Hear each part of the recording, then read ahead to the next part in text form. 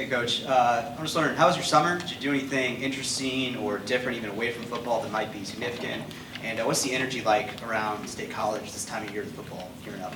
Yeah, it's funny because to the second part of your question first, me and Jay Sider and Jared Parker, we do kind of our little old man workout, every day where we do like 8 curls and 8 military press, and then we do a walk around campus, and it's pretty kind of quiet and nice little sleepy college town for the most part in the summer, and we walk around and it's good. We get to talk, get some exercise, but as you can see, as the summer goes on, it starts. You can feel the change. You can feel the students coming back in and people coming back in, and obviously Jared coming from Duke, him and his family, that they're enjoying it. I'm just trying to explain to them, you're going to notice a difference each week, and the electricity and the excitement start to build in this town.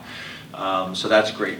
But stuff this summer, not a whole lot. Just a bunch of family time. When we were able to get away. We did our camps and clinics and all those things like we always do. But then, we're able to get away with my wife and kids, and then extended friends and families. And we've gotten to the point now where we're a little bit weird like this, but a lot of the coaches and a lot of the staff, we vacation together.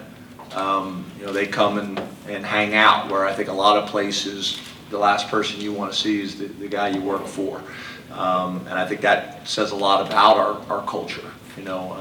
As much time as we spend together, we really try to create a family atmosphere. I just left the office, and Coach Parker has like 16 children, and they're all up in the office, running around.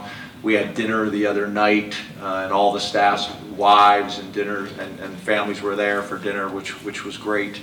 But for me, it was just family time. I don't spend enough time with my wife and kids year round. I think you guys have heard me say it before. I have a significant amount of coach guilt, and then it goes to the summertime, and they've been begging for me all year long, and then they go from not having me enough to having a full dose of James Franklin, and like after the first 3 hours, you're like, can't you go back to work? We've had about enough of your butt.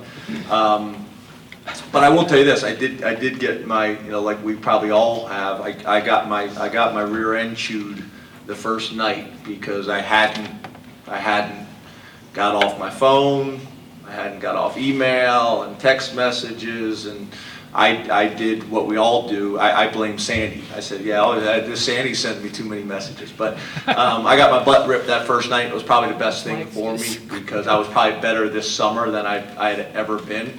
I'd wake up early before Fumi and the kids got up, try to respond to all my emails, all my text messages, because as you guys know, you got 125 guys, there's always something going on. So try to get up in the morning, do that, and then try to put my phone on the side of the bed, and then go out and do what we were ever going to do for today, and then come back at night and respond to whatever message I had. So I probably had more quality family time this summer. And I think that's something that we're probably all trying to do in our professions, is find balance. I would not necessarily say that I have year-round balance, but trying to do it when it's right and when it's possible. It needs to be a priority. I can't talk out of both sides of my mouth. I can't tell our players that they need to be present, and when they're in meetings, to be in meetings and maximize that meeting. And when we're at practice, and when you're in class, be in class and maximize that moment. And I don't do it with my family. So, opportunity to look in the mirror and get better and make sure that I'm living, what I preach. Last one, Rich.